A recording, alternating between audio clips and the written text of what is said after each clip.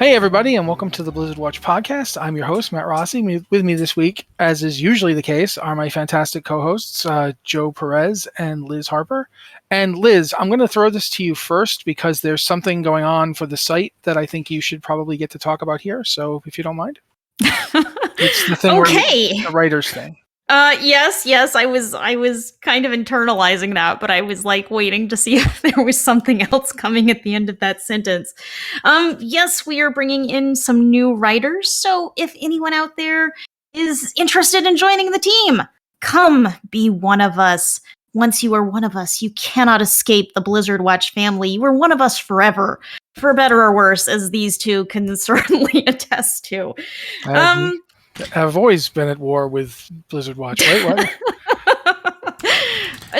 But we're looking to do a little staffing up. Dragonflight is around the corner. Diablo 4 is around the corner. I'd like to do more coverage of WoW Classic and Diablo 2 that are just hard to get to because we've got a staff and everyone has lives and demands on their time, and it's hard to do everything. So we're looking for a couple people who can help us. Still probably not do everything, but do a little bit more of everything. So if you are interested, head over to the site and you will find the hiring post. I'm going to keep it up at the top of the site. So go up, tune in, send us a message on Twitter, and I'll make sure you have the link and the information you need. Do it. Join us. Yeah, as Liz pointed out, I've been doing this for a while now, so yeah, I can attest to everything she just said. I think at this point, I'm going to move on to something that I keep forgetting to do in the email. For some reason, Hearthstone news, there's Hearthstone news every week. I just completely don't mention it in the email, and Liz has to, chase after me and go, wait, what about Hearthstone? So this time we're going to get Hearthstone done before anything else. The new Battlegrounds patch has gone live as we're recording this. It's already gone live today, right? Yeah, it is. Okay, so what should people who have not played in a while know about this patch?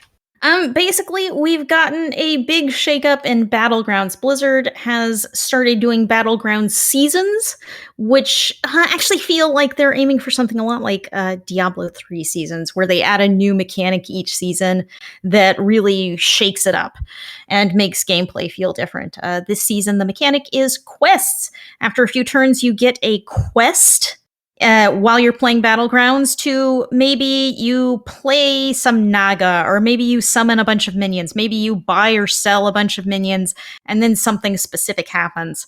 And what I like about this is it's a mechanic that actually affects gameplay. It's not something where you just click a button and ignore it. And Matt, playing Diablo 3 seasons, it's like some season themes hit that better than others. Some are kind of ignorable, and some really change things. This feels like something that adds a lot to the game, and it will be around for the duration of the season. But probably bigger than this is there is a new season pass specifically for Battlegrounds. It costs $14, and I don't know, it feels kind of weird. There are new missions in Battlegrounds that will help you progress through this season pass. There are a few free rewards, and there are a lot more paid rewards if you pay $15. It just feels a little weird to me right now because there is still the season pass in the larger game, and you're still progressing through that by doing activities and quests outside of Battlegrounds. And that rewards track has a lot of Battlegrounds rewards as well. So this feels like this weird, awkward add-on where you're getting Battlegrounds rewards on this rewards track that's specific to Battlegrounds. And then you get more Battlegrounds rewards on this other reward track that's outside of Battlegrounds. And it feels weird.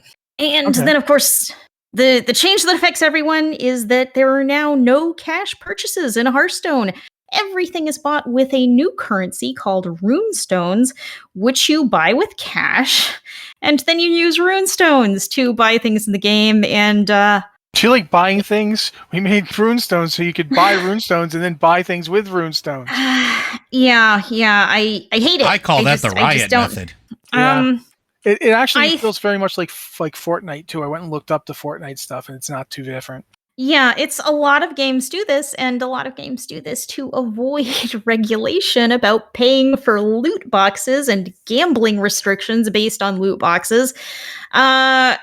So yes, it's something that complicates everything, and it's usually just kind of a legal workaround for the company.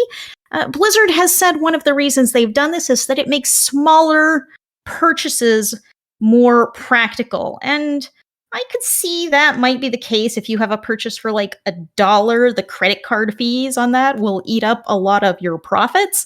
And they have put in a few smaller transactions. Like it used to be if you wanted to buy cosmetic Battlegrounds heroes, you would buy a big bundle of them that would cost like $30, and maybe you only wanted one. And now they actually have some available individually for like a couple of dollars each, which is actually kind of cool. I think they've made the best implementation of this they could have.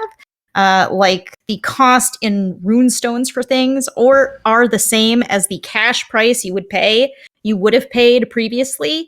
And like you don't get a discount for buying 1,000,000 runestones as opposed to buying 100 runestones. Runestones cost the same amount of money no matter how many you buy, so you're never tempted to spend way more money than you need to spend. Oh, so it's not the immortal orbs from Diablo Immortal. Gotcha. No, and a lot of games do that. They try to tempt you to spend more than you mean to spend. Oh, I know. I play Ubisoft games. But I don't like the system, but I think it's probably the fairest implementation of this sort of system that I've seen. So, can you zero out your balance of runes? Yes, they have specificcly. Okay. Like it's not Microsoft points, or Riot points, or V-Bucks, or. Sorry. They're specifically selling runes in bundles that match the price of things you might want to buy, which is a crazy foreign concept, but like I said, I think this is the best implementation of the system. I probably still have some Microsoft points on my account because you could never spend all of them. Yeah, I think they just straight up got rid of them, but yeah, when they did that, I had them. They converted it over to like balance at one point because I got rid of them, but yeah, just like Valor points.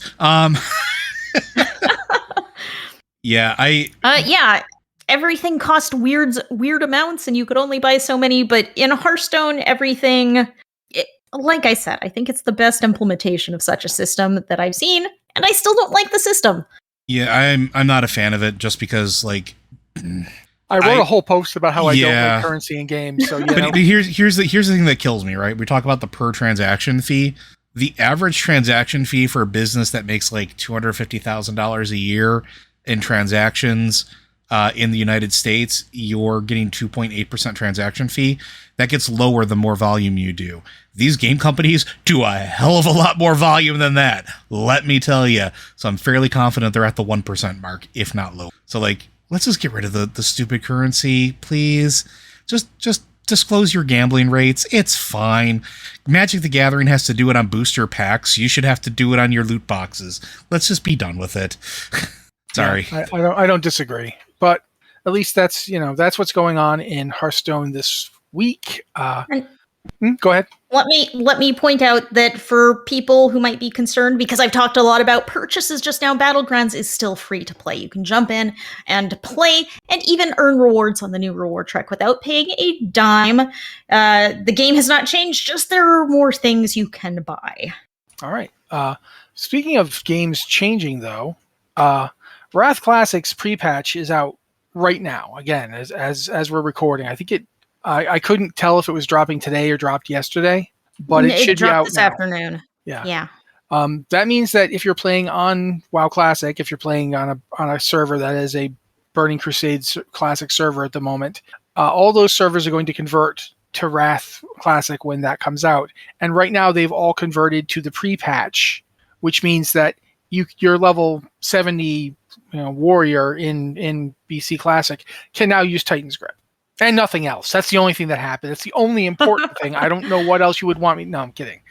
Basically, all the stuff that leads into the Wrath talents and the Wrath stuff, that's all available now. You can start getting used to some of those talents. You can't level to 80. I'm pretty sure you can play a Death Knight though. Yeah, you can. So- You can roll a Death Knight if you do not have a level 55 character on a server, which has been the prerequisite in the past and was originally. You can make a Death Knight which starts at level 55. You can do that once, and then that's it. You have to have your level 55 character, and you can't do it on the fresh start realms. But if you wanted to jump into classic, maybe you want to play a Death Knight. Yeah, and you can level them up till 70, which means you could go do the various BC content. You could go on a raid group. You could theoretically get the Warglaives of Azeroth, because I saw definitely do that back in the day. Yep. So yeah, that's out right now. That's done. Also, one of the interesting things that I saw Liz had left in pending, so I went and checked it out and ended up writing a post about it, was that they're talking about basically level squishing Trial of the Crusader and ICC, so that Ulduar would stay relevant longer. And the thinking is that the problem Ulduar had in live when it first came out was that it was only there for like 3 months before Trial of the Crusader showed up. And that meant that Ulduar didn't get, a lot of people were just skipped right over it. Like you could get gear about as good as 10-man Ulduar by running the Trial of the Crusader's, accompanying dungeon.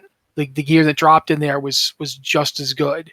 And the gear from Trial of the Crusader was actually significantly better. Like 10-man normal Trial of the Crusader, the weapons were the same as Ulduar, 232, as same as 25-man Ulduar, but obviously they were available to 10-man groups. And you could run 10-man normal, 10-man heroic, 25-man normal, and 25-player heroic. And that's like 3 different gear levels, because the 10-man normal and 10-man heroic, it's the same gear from 10-player heroic as it is 25-player heroic. 25-player normal, and then there's another gear level for 25-player heroic. It was 3 different gear levels, so people would run that thing into the ground. I think they've already said they're not allowing that. I'm pretty sure, if not in the post I just read, another post, they said we're not going to let people run 4 Trial of Crusaders a week. That's just too much. We're not doing that. Then it's not that authentic experience. No, just kidding. Yeah. It also wasn't fun when you were in there and you had to run this dungeon, this raid over and over every week. That was not fun. And Trial of the Crusader, not my favorite raid, not by a long shot. I like that it didn't have trash. Yeah, but in the end that turned out to be bad. Like the trash is actually necessary, not only for trash loot, but also to teach you what's coming. Like trash is great for showing you the mechanics you're gonna have to deal with. But the weird thing about for Trial of the Crusader was, I remember when we were doing it heavy. Like as soon as it dropped, we just left Ulduar, and we hadn't finished Yogg 0 yet, and we hadn't finished Algalon yet. And in fact, nobody on our server had done Algalon, and we just all abandoned it. Like everybody just said, and we jumped over to Trial, thinking, oh yeah, no, trash is going to be great. And I remember, since I had a Death Knight and a Warrior who were both geared to tank, I didn't end up running it like 3 or even 4 times a week. I ran it like 6 times a week, because we'd split up into groups, and I'd have to tank for both of them. Like for both 10-man groups that were running Trial of the Crusader, I'd have to tank for both. Yeah, so I'd have to tank. I had to heal because we didn't have enough healers. Yeah, so I would go in on my Warrior and tank it the first time, and then like the next day when the other group was doing it, I'd get on my Death Knight and tank it then. And it was like, oh my god, I'm never not in this raid. It was not fun. That was the only raid tier that pushed me to the point where I actually agreed to switch my character's race just to get a slate advantage, because we were trying so hard to push through it. And it was a vacation when we went back to Ulduar and got Yogg 0 and Algalon. It was like nice, because that's all we did that week. We just ran Ulduar like once instead of running Trial of the Crusader 4 times.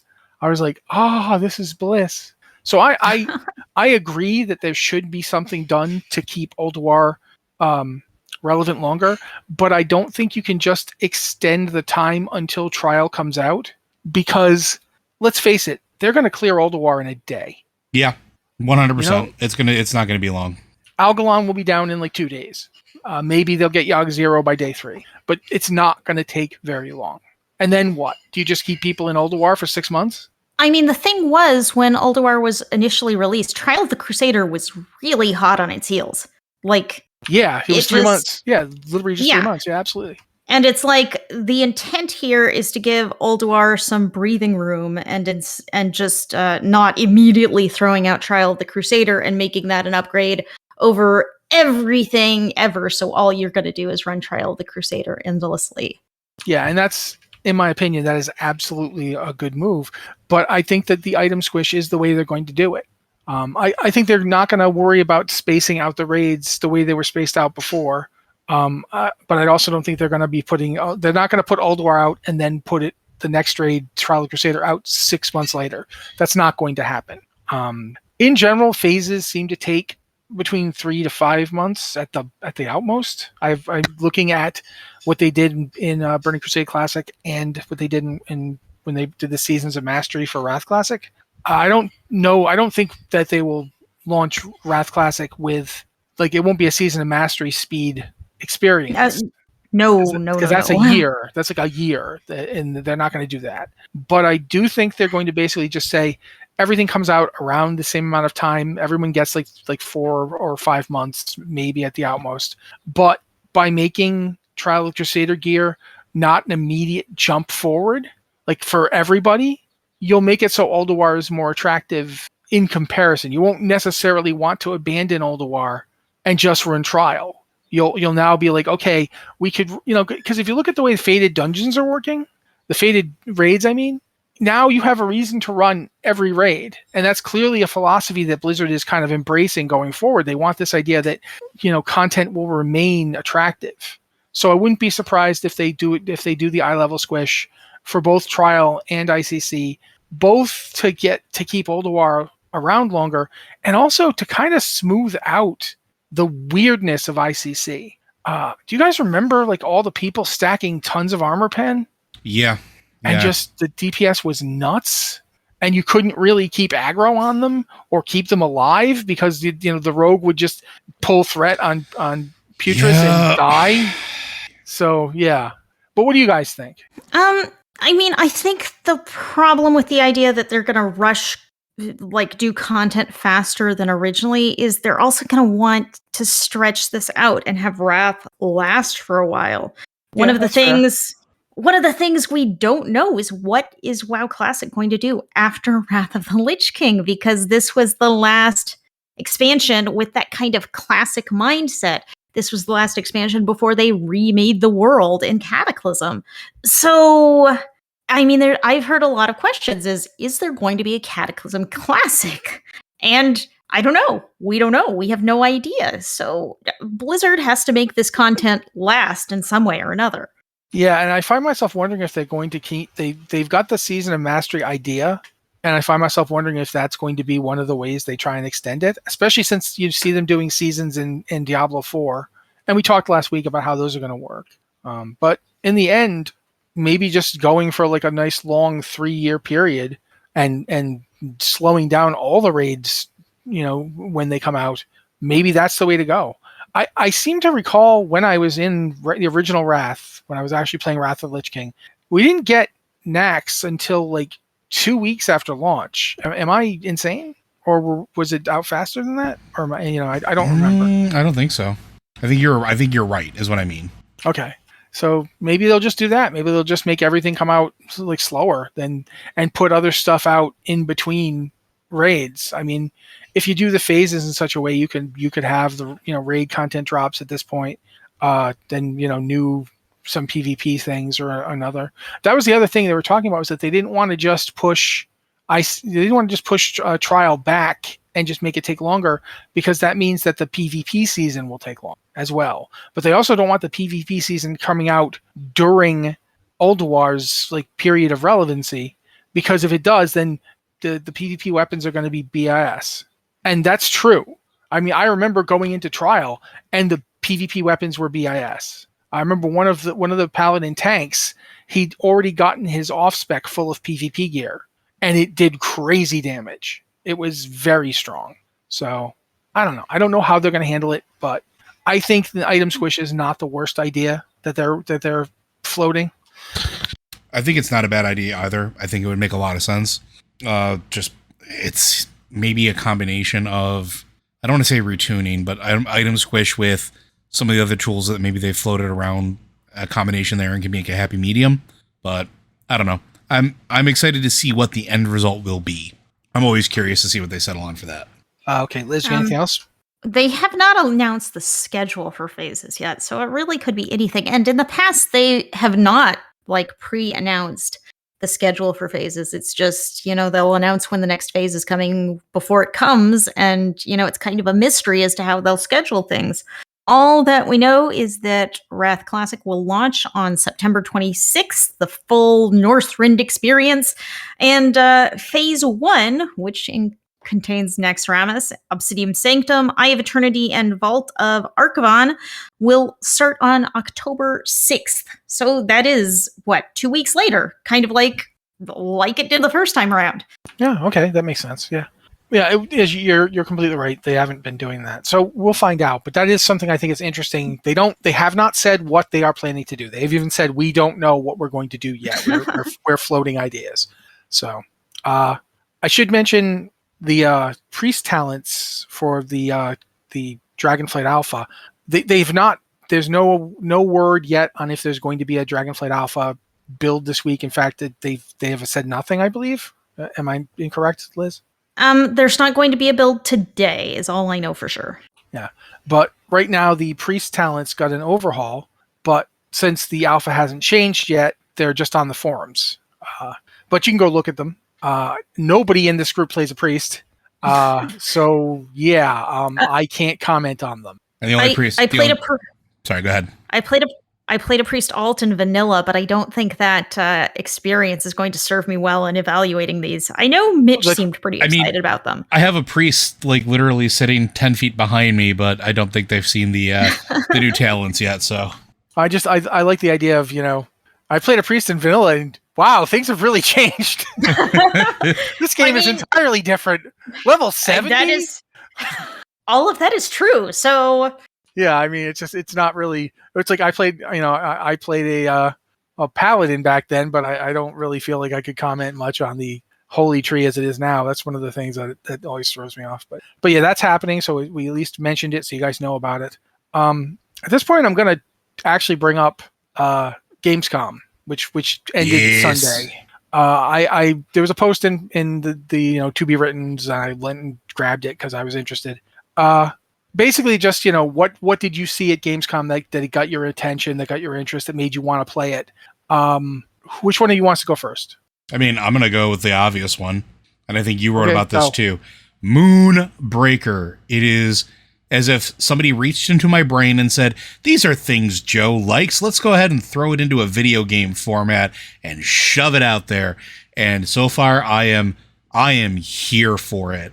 Yeah, Moonbreaker does sound like something really interesting to me. Yeah, for those of you who don't know, it's a tabletop strategy game where basically you paint your own virtual miniatures, and it's in the same vein as War Machine and Hordes, or Warhammer 40k, Age of Sigmar, that type of stuff. And it's got a very distinct style to it, and I am super here for it. Liz, did you notice Moonbreaker? I think you were the one that mentioned it to me, but I'm not sure. Yeah, I think it looks really cool, and one of the things I always look for in gaming events is what things here look different from every other thing, because when you have a game event and they're packing in, 30 trailers in an hour, it's so much for your attention span. It's so hard to get your attention and for you to actually remember things. So it's always the things that stand out and look different. And yeah, this year Moonbreaker was the only thing that seriously caught my eye in this barrage of trailers that we saw. Yeah, there were a lot of trailers. So many. The thing for Moonbreaker for me is that one of the things that keeps me out of really ever getting into games like Warhammer or Hordes, and I've got all the books for Hordes and War Machine, but I've never played them because there's an outlay. I mean, that you have to buy the minis, and then you have to buy the materials to paint the mini. And then you have to store the minis, and I don't have a lot of space, and I don't have a lot of money to be doing this. A full-on Warhammer army can be quite expensive. You're talking somebody with a significant Warhammer collection can have hundreds or thousands of dollars worth of stuff. I feel like I should comment, but I don't want to because I feel like I'm just going to call myself out. Yeah, basically. But with Moonbreaker being what it is, all that stuff will be in the computer. Yeah. I won't need to store it. I won't need to buy new paints. They're going to just be part of the computer game. And one assumes that there will be a mechanic to get, your armies together. That isn't just going to be go buy a new one. I mean, maybe they will actually have stuff for sale. The game hasn't come out yet, so I can't. 4 weeks. Comes out in 4 weeks.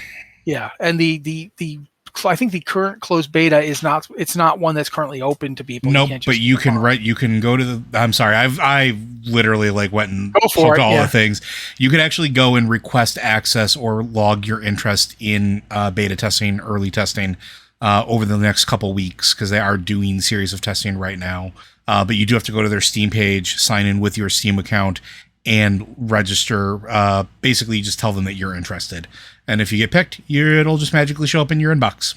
So yeah, that's not too different from how other games are doing it. I do think this is going to be an interesting approach because I think I said in the post that Games Workshop has licensed 85 billion Warhammer games Warhammer and Warhammer 40K games this year, and not one of them is actually just playing Warcraft. I mean, Warhammer playing Warcraft. Whatever they do, that's a slip because Warcraft is the one that did that. But yeah, I do think that it's really interesting. Liz, is there any, besides Moonbreaker, anything else stick out for you, or was it pretty much just a sea of trailers? It was really a sea of trailers. I also have trouble getting excited for games with release dates that are maybe in the future, maybe in 2023, maybe in 2024. It's just hard to get my enthusiasm up for this. That's why I was excited about Moonbreaker. 4 weeks. Sorry. One of the games that I got excited by, I'm going to mention it. It's Spiders, the guys who made Greedfall. They have their version of a Soulsborne coming out. 1789 or whatever it was. No, it's called Steel Rising. Steel Rising, yes. It's set in 1789, and I'm going to just explain. I'll explain why this game grabbed my eye, because I was watching the trailer and a robot guillotine belching smoke shows up to kill somebody. And then the voiceover guy is like, yes, the king has gone mad. His automaton army has defeated the rebellion. And I'm like, wait a minute. This is a steampunk game set during the French Revolution, and it's an alternate history game where robots prevented the French Revolution, and now you're going to play a robot who's going to go kill King Louis because the revolution failed to do it. I'm like, oh! If there's a dinosaur in this, I'm going to have an aneurysm because this is basically everything I want. And that's why that's one of the games that really jumped out at me. Spiders has done good work with what people often derisively call AA games. Mm-hmm. Spiders has managed to make their games feel a lot bigger and more expansive than you'd expect for the size of their team and the level that they're on. And I'm really looking forward to seeing what they have done with Steel Rising. I just played, I want to say Thymesia. I don't know how I'm supposed to pronounce this game. But I just got done playing that. That's another AA Soulsborne. I didn't like it. It had a lot of interesting stuff, but I didn't like it. But this one actually has me excited. This is the first time I've been excited about a game like this in a long time. There's one other one that caught my attention that is also in that same vein of Souls-like, Born-like, you want to call it, that I'm kind of curious about is Lies of P, which is a Souls-like based retelling Pinocchio of Pinocchio. And I'm really interested in that because I'm trying to think how to phrase this. So a lot of the fairy tales, we all kind of know, it's all sort of knowledge that a lot of them were much, much darker, when they originally existed before Disney got their hands on it and sort of cleaned it up and made it more generally public friendly for current consumption. I'm really, really interested to see how this one plays out because I like grim fairy tales. I like the idea of seeing the darker side of this type of story. So I am super interested in it. And I think there's a 12-minute play video out there or something like that they released. And to Liz's point, it's sometime in 2023. We don't know an exact date yet. But it's looking pretty interesting. Yeah, the last one I'm going to mention, unless Liz, do you have anything else that you just remembered? I really do not. Okay, I'm going to mention this one because it's a 2022 release. It's actually coming out in December of 2022, December 2nd. It's the Callisto project. Yes. I'm sorry, the Callisto Protocol. Callisto Protocol.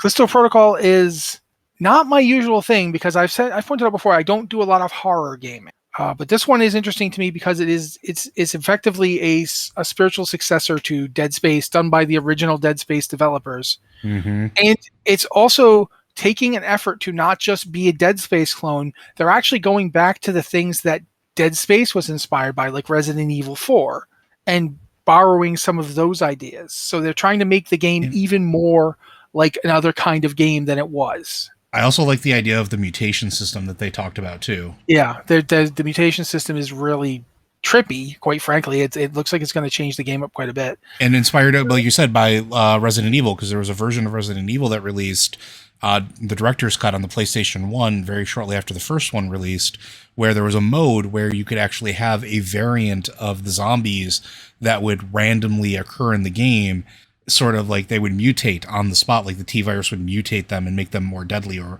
you'd have to have a specific way to deal with them.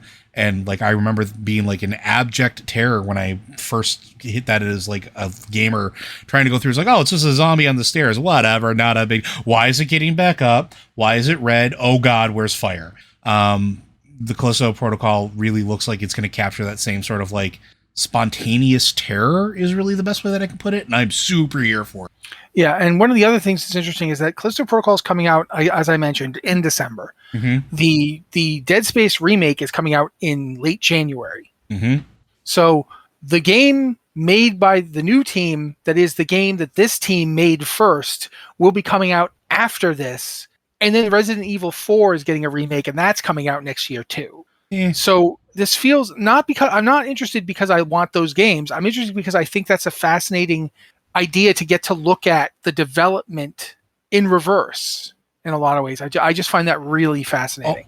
But go ahead. I was going to say also, and I think this is interesting to me too, is the cycle, right? So like there always seems to be clusters of types of games that all seem to release in a certain period of time or get started working on in a similar period of time. And I always find that fascinating. Like we're having not just like this, there's a lot of other like horror leaning games that we didn't talk about, like Killer Clowns from Outer Space and a bunch of other stuff. Yeah. There's quite a few actually. There's actually a ton, and not even including the Warhammer ones that we've talked about previously. But they're all coming out in a cluster, which means they all probably started development roughly around the same time, within spitting distance of each other, certainly. And it's always interesting to see that, because it's like, are we going to have another horror game boon? And is this have to do with the recent success of Resident Evil, with the Village and the recent games that just came out, and how well they because they were very well received games. They sold like gangbusters to the point where like I think Capcom was surprised. They actually even released the statements to that effect. Yeah, so like, are we going to see a resurgence in horror games because of that success, in the same way that we saw a surge in battle royale games with the success of Fortnite and PUBG, right? Like it's I always like watching those cycles, so I'm curious what we're going to get. Yeah, or is it going to be like the Metal Gear Survive thing where, everybody tries to make a survival game and some of them do not work and are not good. But I think at this point, we're going to move on and actually get to do some emails for once. Woo! With, kind of a surprise. I do have one short mention before we get to emails, which is that Diablo 3 Season 27 launched on Friday. And I think we've talked about the systems to death, but if you're interested in getting into this season as it starts, it is now live. It'll be live for around 3 months usually, and it seems pretty cool. That's all I got. If you're watching the stream, that's my character for Diablo 3 Season 27. I've been playing that character on and off a little bit.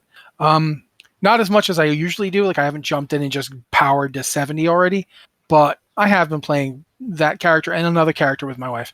I will tell you right now, I have a lot of fun playing adventure mode when I level in a season now, instead of doing the story mode, because I've seen the story mode. I know the story of Diablo 3. I mean, it's been out since 2012. I am intimately familiar with what happens next. So I think doing adventure mode as a leveling thing, this is my advice to you, just do adventure mode. It's open from the start. Your first character can get in there. You don't have to do anything before it. You don't have to run the story mode first. You can just jump in and do it. And I recommend doing that because it's just a lot faster and more fun, in my opinion. Run some Nephilim rifts, do some bounties, and you'll be getting up in no time. But yeah, we're going to move on now and talk about these various emails and other questions you guys sent in to us. If you've got a question for the show, and this show, the Blizzard Watch show, not Lore Watch, not Tavern Watch, please send it to podcast@blizzardwatch.com with the subject line podcast or Blizzard Watch, so we know it's for this show, because Joe and I have already covered that the thumb wrestling thing is not great. It's just not. I just don't have the reach. I can't do anything about it. Yeah, and especially for Tavern Watch stuff, it's so tempting to hijack those questions, but I don't want to do that because we don't get to do Tavern Watch as much as I would like. So I want to leave those questions for Tavern Watch. So just make sure you tell us what show your questions are for. Also, you can go to our Discord. We've got the patron Q and podcast questions channel for our patrons because, you guys pay for the site and we like you. I hope you creeped out.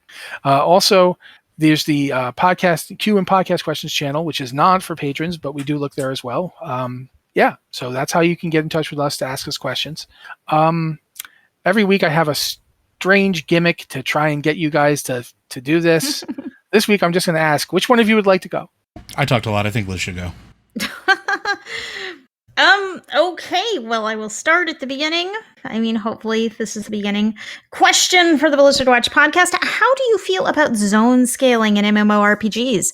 From a dev standpoint, I would guess it's there to provide a barrier to bot farming and deter higher level players from just nuking the zone dry and preventing players appropriate for the content from being able to progress. But from a character viewpoint, it always feels like it lessens my character growth / power in the game. I realize I could go to old dungeons, instances, and roll over things, but in the outside world, it just feels off to me. If I go to visit places I leveled, grew up in, I'd really like to see the huge difference in power reflected in the game. Just me? I don't see a name for this one, actually. I can go look that up. I don't know. I feel like scaling has some advantages, really. That question was from Tetsimi. The advantage of scaling is that it lets you decide where and what to play. And I think that's been the big advantage in World of Warcraft. Like, before things scaled, before you had Chromie time and you picked an expansion to level through, you would just zoom through. You would never see a single story to completion. You would constantly jump from continent to continent, expansion to expansion, try and keep up with yourself. And in Shadowlands, every zone is it scales to you, and it lets you say, I don't feel like doing Bastion again. I'm gonna do quests over here instead. I'm gonna hang out in Rivendreth this time. So it offers up more choices, and it means there isn't a static experience that everyone is stuck in. But I mean, you make a good point. You can't go back and always crush things, but if you go back a certain amount of levels, you do have a pretty big power jump. If I go back to Battle for Azeroth content, it's nothing's touching me until I run into a raid. For that matter, I mean, raid geared people can basically go do their world quests in the scaling zone content and destroy it. It doesn't scale up past a certain point. You guys are geared enough now that you can probably walk through doing dailies in any of the original 4 zones. It just isn't challenging as much anymore. So there is still the ability to outpower it. You just don't outpower it purely by leveling. You have to actually outgear it, which in a way actually makes your growth and power feel more organic because it's not based on, there's that whole idea, levels are a thing that were introduced into role-playing games to make to make there be a tangible reward for playing. But in terms of your character, it doesn't make sense that, because you went to Revendreth and killed high-level dead rats that you're suddenly more powerful against a giant dragon. So it's a game thing. It's not a rule. It's not a world thing. So in a way, it actually, in my opinion, it works out. Joe? Yeah, so it's a system that is both great and at odds with itself because it is a game system thing, as Matt's pointed out. It's also one of those things where narratively it doesn't necessarily make sense, but I will point out that I think Shadowlands did a good job at trying to balance that. They tried to give you an experience where you had a cohesive leveling experience, where you progressed through, and it didn't really matter the power level because it still scaled with you, but you just progressed along the storyline. And then if you wanted to go back to older content, by the time you were getting daily gear, raid gear, dungeon gear, and stuff like that, you could go back to previous expansions and still feel powerful. You just maybe not necessarily could do that with everything if you went back for the dailies in those zones previously. And I think it works personally. I actually really like it. I thought I was going to hate it at first, right? Like I wasn't firmly, when they announced what they were going to do with the scaling for everything, I was firmly in camp. This is going to ruin my experience. And then it turns out I was wrong. It actually kind of enhanced my experience. It was really cool to go back and, maybe have to pay attention a little bit. Not necessarily completely because I was still over geared for the content, but still it's not like you go back there and you're instantaneously going to get killed, but you're also not walking over everything where it's inconsequential. I also like the idea of leveraging the phasing technology to eliminate things like griefing. Back in the olden days, and I'm going to go ahead and get my walker out here, getting people into a raid in Blackrock Mountain was a chore. And it was a chore because inevitably a PvP battle would break out from people that were ridiculously overgeared with PvP gear or ridiculously overgeared with like top tier raid stuff. And it would be hours long battles. And some of that was fun, but also sometimes you just weren't in the mood for it. And if you were a healer and you heal somebody who flagged themselves to go murder somebody, you were flagged too. Yep. And then the other faction's going to mind control you and throw you into the volcano. Which happened multiple times, let me tell you. Oh yeah. It's that idea, like phasing sort of eliminates that griefing too. Like we also used to have people that would go to older zones and kill key NPCs to stop people from being able to level, because a key NPC, you couldn't progress any further and get any more quests until you were finished with that quest. But if that NPC was dead, sorry, you got to wait for that person to get tired and stop killing that NPC. Phasing takes care of that. And now everybody having that sort of similar leveling experience where you can go back to those zones and it matches you works out, I think, for a little bit better in that regard, because now you don't have to worry about the griefing about. So, my opinion. No, I think those are all fair points. However, that means that we're done with this question. Now, Joe, you must ask a question. Absolutely. Hello, Blizzard Watch team. Having just seen the announcement about the jump coming in Dragonflight, it made me wonder about retiring characters. From an RP perspective, our characters have been aging along with the world, and they've been through a lot. Would you find the option to permanently retire a character interesting? This would mean never playing that character again as they hang up their sword or spell focus on helping in other ways. In exchange, I could see Blizzard offering the option to have retired characters become a part of the background in selected areas, like Stormwind or Orgrimmar. Perhaps on retirement, you choose the character's final title, transmog, and location in which they roam. With phasing, I'm sure you could switch characters in and out at will. Does this appeal to any of you? This is from Bitterleaf, a High Mountain Druid on Trollbane. I mean, I didn't get the story stuff you're talking about. Like the game doesn't care that I did it, but I retired my Draenei. The Draenei I'd been playing as my main since I would say since Wrath. I had a human that I was playing up to that point, but then I switched permanently to the Draenei after I'd race changed him to Night Elf for a little bit, because the whole thing. I played that guy from like Wrath, Cataclysm, Mists of Pandaria, and then in Warlords of Draenor, I took my Draenei to Draenor, and I was like, why am I leaving again? Like, at the end of it, I'm like, why would I go back to where all my people are dead and everything is bad when I can stay here with my, most of my people are still alive and I can help them? I don't see the attraction. So I switched to a Night Elf and played that character up until now. I left him there in the garrison. That's where he's been since. He hasn't gone anywhere. He doesn't go anywhere. I guess in the game's lore, he's dead now. because I guess they blew the planet up. But that's 30 years in the future from when I left him there, so who knows? But that's what I did. I straight up retired him. I felt like, yeah, no, this is a really good stopping point for this guy. So I don't hate this idea. I don't know how likely it is, but I don't hate it. I think it's interesting. I'll let Liz go. I feel like this is an idea that would mesh really well with player housing. You have your home yeah, of course I'm going to come back to this. Any excuse I have to talk about player housing, I'm going to talk about player housing. I totally approve. I mean, and anytime I don't have an excuse to talk about player housing, I'm going to try to talk about trans monks. So this is something that would really work with player housing, because you could say, if you had something a little bit like your garrison, you have kind of a little instanced area that is your home in some place or another, you could fill it with your alts who are just, maybe this one's retired, maybe this one is just taking a break today while you play another one.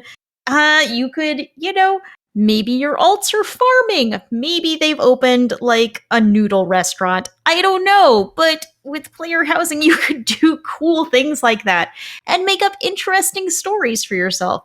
I don't feel like Blizzard is likely to do something like this, but I think it's a really cool idea. There was a breakfast topic we had like a week or two ago about what do you think your character is doing in the time skip? Like, what are they up to? And, actually, a lot of people seem to respond to that with like taking a really long nap, which I understand. I feel that spiritually. We all feel that. But there were a lot of people too that were like, yeah, I'm going to open a little restaurant. I'm going to have a farm. And this is and it was really interesting to see everyone just sort of thinking, what are you doing during this 3-year period when we aren't battling dragons and fighting off undead, or I don't even know what to term the things we're fighting in Shadowlands. Things. I think it's an interesting idea. I don't think it's going to happen, but it's fun to think about. There's been a lot of MMOs that have tried the idea of a lineage where your character could retire and sort of you make a new character that would carry on the family line or whatever the surname was. Or you could create a new character altogether.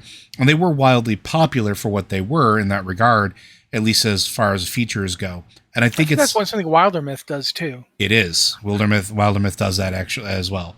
And there are certain games that I forgot what the Crowfall I think did it as well. There's been some recent ones that have done it that people responded very well to.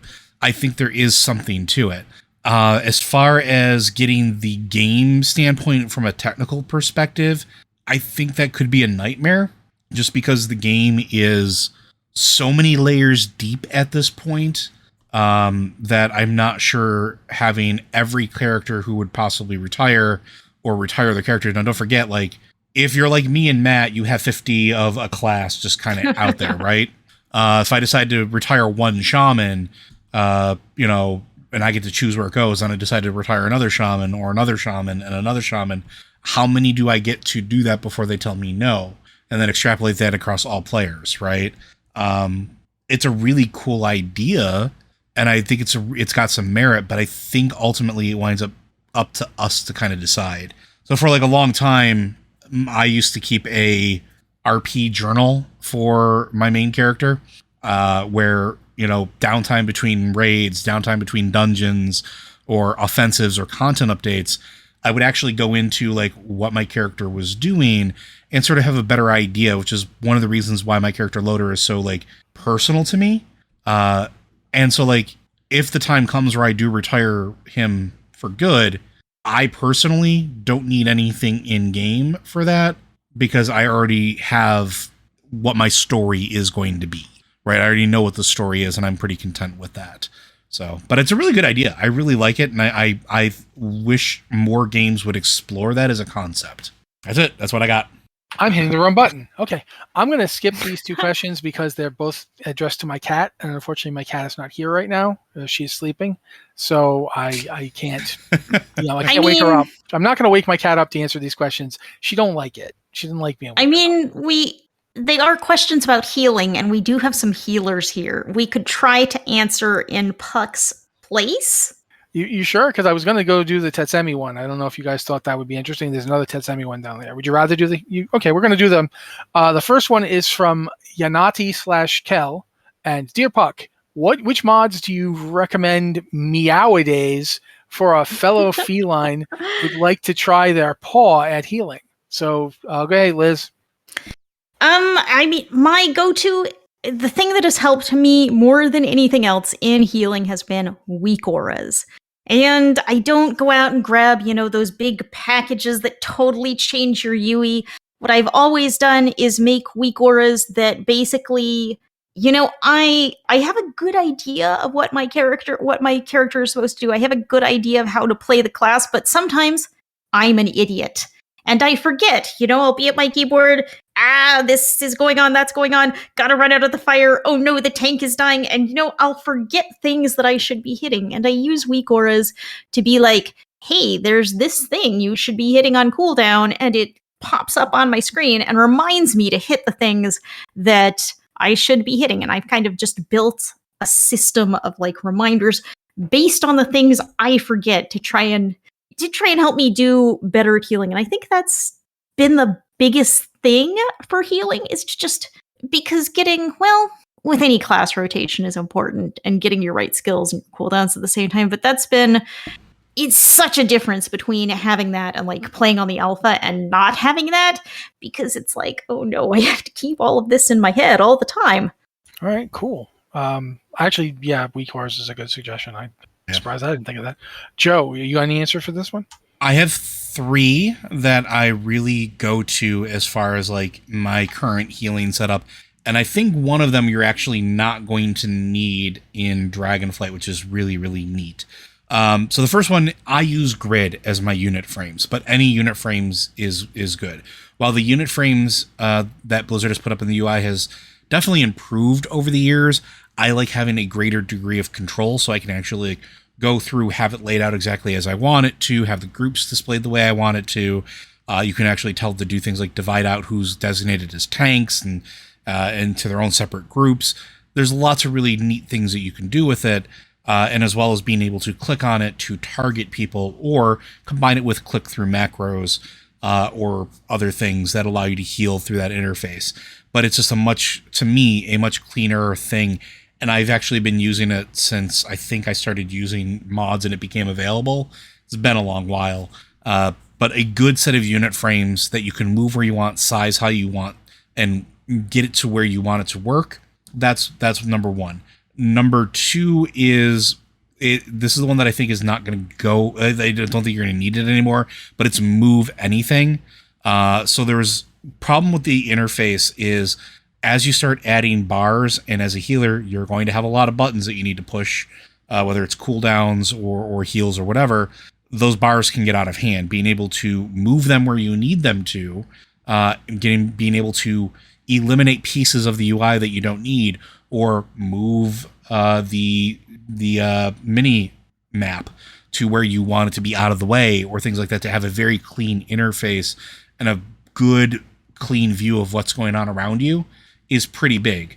Going back to something we talked about earlier, where Matt was talking about in the pre-show, actually, and you should go listen to it, where raid leading is hard when your face is kind of up in the middle of the boss, right? And so as a healer, you're not necessarily going to be right up inside of the boss's hitbox. You're probably going to be a bit further back, so the more things you can eliminate from your field of view, the better.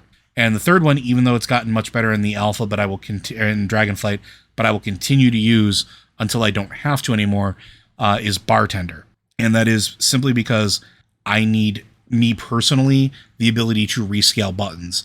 There are some things that need to be bigger than others. There are some things that need to be smaller than others. There's some things that I want to hide when I don't need them and then have them pop up in combat. And it's just insanely useful that we have that modularity. And there's a fourth one that I just remembered, Quartz, which I use for tracking cooldowns as well as cast times. So those are the ones that I've been using for almost 2 decades. Okay. Aravis asked, oh no, not Aravis, just Aravis. Sorry, 2 eyes. 2 eyes confuses me. I'm terrible when I go out in public because there's so many people with 2 eyes. Puck, What is your favorite fight to heal? Your least favorite? I can actually answer this for Puck, but I want to hear your guys' answers too. Puck's favorite fight to heal was Curator. She loved healing that fight. She would sit on my keyboard and she would hit Chain Heal and Earth Shield just constantly. Obviously, the game has changed since, but that would have been her absolute favorite fight to heal. Her least favorite was the Lurker Below. She got scared. She didn't like that thing spinning around. Did not like him. So yeah, that's her favorite and least favorite. She hasn't played since BCC. I mean, since BC. She just hasn't. The reason she hasn't played since BC is because I got my own office. So I can close the door and keep her out.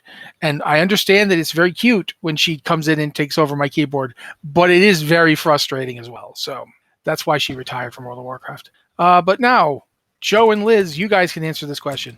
Go ahead, Liz. Wow, it's just such a big question is the problem. Out of the recent fights, actually, Kael'thas is a really interesting fight for healer because it is one of those healing fights. Occasionally Blizzard goes in and throws out a fight that is really built around healing, and sometimes it works better than others. This one's kind of it's interesting because you go in and it's a different fight. Because you have to heal up Kael'thas through phases throughout the fight, and at the same time, the group is killing adds that spawn, and then Kael'thas will jump out and try to murder you all, and then you have to heal him up again. You go back and forth between healing him and trying to kill him.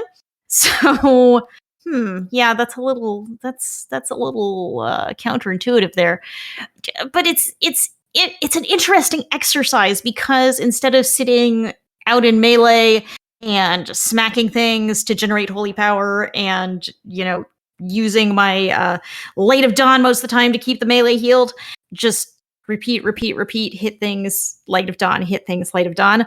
I'm standing over by Kael'thas, and for me, I put a Beacon of Light on him, and then I cast Holy Light, that's interesting because it's a strategy that you never do in a raid because you aren't standing still. You're in the middle of stuff all the time.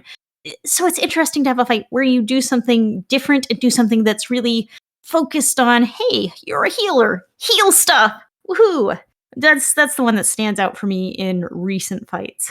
Yeah, I'm in the same camp. Recent fights, definitely Kael'thas is up there.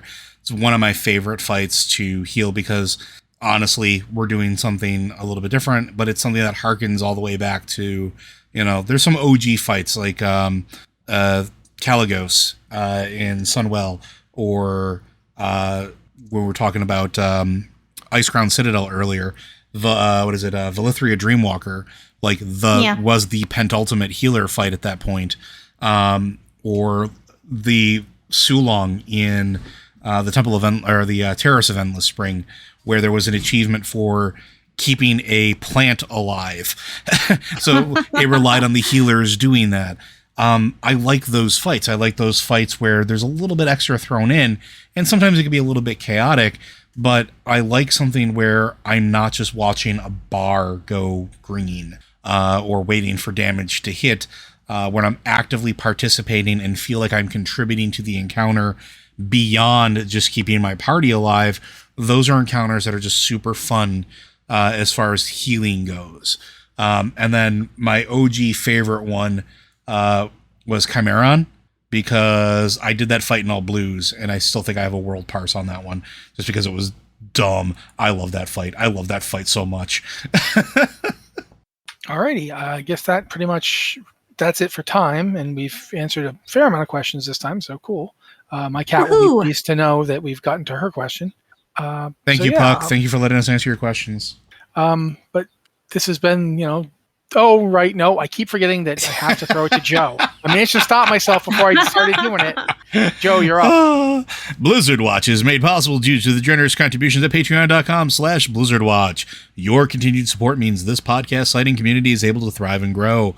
Blizzard Watch supporters enjoy exclusive benefits like early access to the podcast, a better chance at having your question answered on our podcast or the queue, and an ads-free site experience.